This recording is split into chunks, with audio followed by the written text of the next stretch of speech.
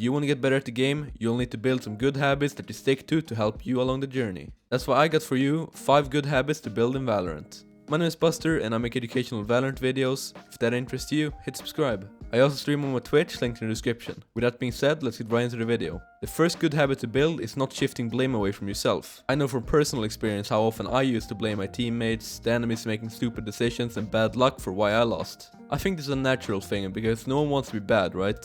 Well, it's actually much better to build a habit of not blaming other things, but instead blame yourself when you lose or die. I know it can be hard at first, but realizing your own mistakes is incredibly important in your journey to becoming a better player. Most people will make a ton of mistakes and probably have a lot of bad habits that they continue to do because they simply haven't put in the effort yet of analyzing their own gameplay and playstyle. One way to do this is simply by thinking, what did I do wrong every time you die? This is a great way to find the reason why you died and hopefully not repeat the same thing next round. It can however be quite hard to see and remember the state of the round, what ability you had, and where your teammates were, etc. So that's why I like to record my own games and rewatch them later. I recommend watching the games where you played worse than normal to see what exactly caused you to play poorly. If you need some help with this, I got a Discord server where you can post VODs of your Valorant games for me and others to review in the community. It's linked in the description if you want some help with that. Another reason why blaming others for you losing or dying is bad is because a lot of times it can start a fight that brings down the entire team spirit and turns your team toxic, which you really don't want. Fighting with your teammates doesn't lead anywhere, and a very easy way to ruin the team chemistry is blaming your team for stuff they didn't do at all. Constructive criticism is fine, but still be careful with that, as a lot of people can get annoyed when you call them out for bad plays. Second and probably most important good habit to get down is to start training your aim daily. So many people still don't have an aim training routine, and it's truly crazy to me how much they're missing out on. I was one of the people who didn't really think I needed an aim training routine, but once I started and actually got myself a routine to stick to, man, it changed me so much. Before this, I was in a low rank struggling, and when I started, I just went up to diamond super quickly. It's something that's so easy to set up and start doing, especially if you're in a low rank. You need to start taking advantage of this right away. If you want some more tips on how to get better aim, you might want to check out my aim training and warm-up routine.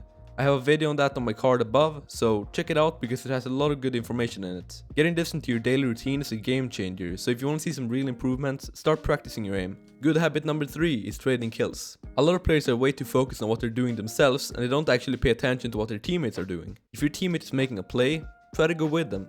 Trading kills is one of the most crucial things you need to get down if you want to improve at the game. This is even more effective in lower elos, as this is where you'll counter a lot of players that aren't communicating and are just doing their own thing without listening to the team at all. That's when you need to make sure that you aren't letting them die on their own. Trading kills is so important, so every time you see a teammate go somewhere on their own, even if they aren't listening to the team, then just try to go with them and try your best to support them. If they're for example going B when the rest of your team is going A, then maybe don't go B with them, but if they're pushing somewhere, then go behind them and try your best to kill the person who kills them if they die. This makes sure that you aren't put at a man disadvantage, and that's huge. Trading kills is also probably the most effective way to play a clutch scenario where you're multiple players versus one enemy. Going in together and killing the enemy when they kill your teammate makes the chance of the enemy winning the round almost none, as it's really hard to kill multiple people at once if you're going in together. Good habit number 4 to develop is playing around your team.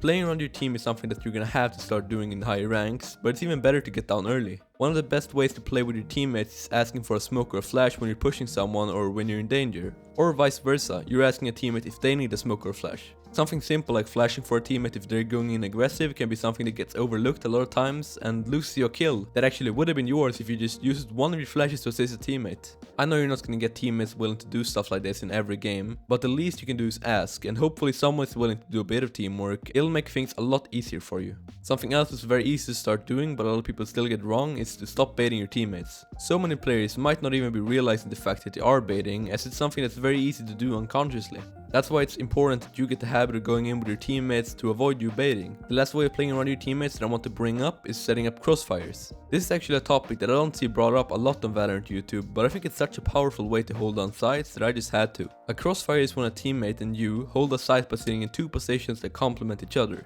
A good example of this is sitting on default and on the right side corner when you go up from A short on Haven. This is a perfect setup if you know the enemies are short. Why?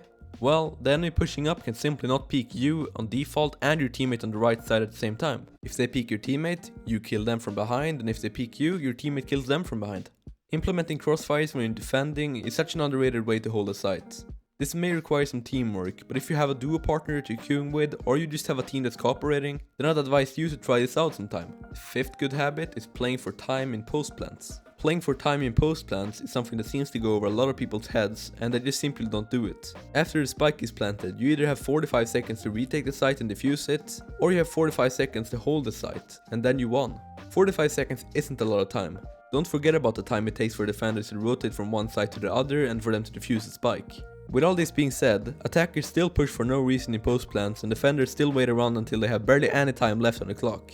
Remember guys, the clock is ticking and you need to try your best to survive as an attacker and try your best to retake the site as fast as possible as a defender. The only time as an attacker that I suggest pushing in a post plant is if you're down in numbers, as getting a quick kill in a post plant can increase the chance of you winning the round by a lot. And it's also easy to catch the enemies off guard, but other than that, play for time. Use your utility wisely and try to make this a habit. If you want to learn how to get better at Valorant, click the plays on screen right now. That's it for this video, see you next time.